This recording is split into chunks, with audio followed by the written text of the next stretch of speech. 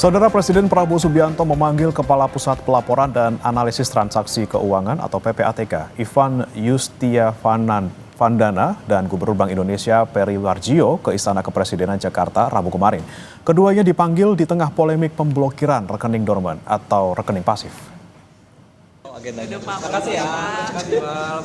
Kepala PPATK Ivan Yustiavandana tiba di istana pada Rabu sore sekitar pukul 17 waktu Indonesia Barat. Tak lama setelah Ivan, giliran Gubernur BI Peri Warjio yang tiba di kompleks istana.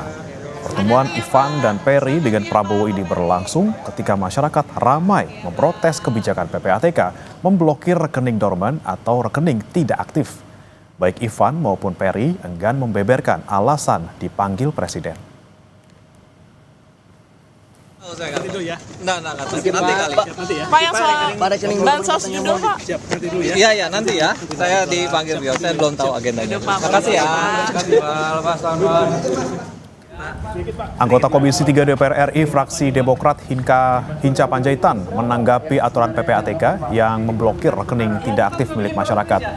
Hinca bilang negara tidak boleh menjadikan rekening tidak aktif sebagai alasan untuk intervensi harta orang. Dia menegaskan jika ingin memberantas judi online, kejar sindikatnya. Berapa Pak yang sebenarnya yang diblokir Pak? Yang diberhentikan sementara? Ya, kita sudah bikin proses ya, Mas ya. Kepada Kompas TV, Hinca bilang kalau mau memberantas judi online, ya kejar sindikatnya. Jangan intimidasi masyarakat umum, jangan balas dendam ke rakyat karena tak mampu menembus yang besar.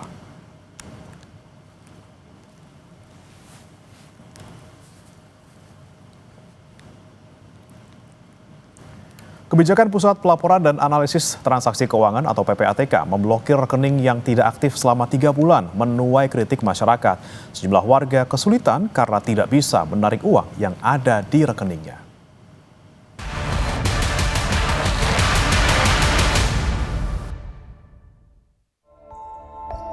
Keputusan Pusat Pelaporan dan Analisis Transaksi Keuangan atau PPATK memblokir rekening yang tidak aktif selama 3 bulan mengundang reaksi negatif dari masyarakat. Salah satunya adalah masyarakat yang pemasukannya tidak menentu dan tidak menggunakan rekening secara rutin. Seperti Nur Azizah yang menjadi pekerja lepas. Nur memiliki rekening yang jarang digunakan untuk transaksi. Namun saat akan mengecek rekening karena mendapatkan bantuan subsidi upah, dirinya baru sadar rekeningnya terblokir. Pemberitahuan dilayangkan melalui surat elektronik. Jam 11:30 siang tuh saya dapat transferan BSU tahap 4. Nah sorenya jam 5-an gitu malah dapat email dari akun nama banknya, lalu newsletter yang memberitahukan kalau rekening saya itu telah dilakukan penghentian sementara. Di email itu tuh di bawah surat pemberitahuan itu tuh bahkan disertakan form bisa klik di sini. Sebenarnya udah ya hampir 2 tahun lah, cuman kan keluar masuknya juga ya kalau ada job-joban aja sih. Selain Nur, warga lain Gofar, seorang pedagang juga terkena imbas pemblokiran kebijakan PPATK. Gofar bilang bisa menyetor uang ke rekeningnya tetapi tidak bisa mengambil uang dari tabungannya. Gofar menyebut rekening ini khusus digunakan untuk tabungan. Ya, bukan keblokir, bisa dibuka, cuma nggak bisa transaksi. Tapi kalau uang masuk itu bisa, Bang. Itu awal tahunnya bagaimana Mas?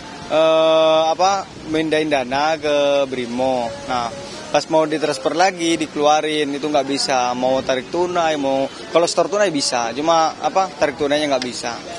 Itu untuk ATM sendiri biasanya digunakan untuk apa sih Mas? Ya nabung lah gitu, buat kirim-kirim ke kampung. Tapi udah berapa lama Mas gak dipakai ATM? Kisaran 3 bulan 2 bulanan gitu, Bang. Sebelumnya PPATK memblokir rekening bank yang menganggur selama 3 bulan. PPATK berdalih langkah tersebut untuk melindungi rekening masyarakat agar tidak disalahgunakan judi online atau tindak pidana lain.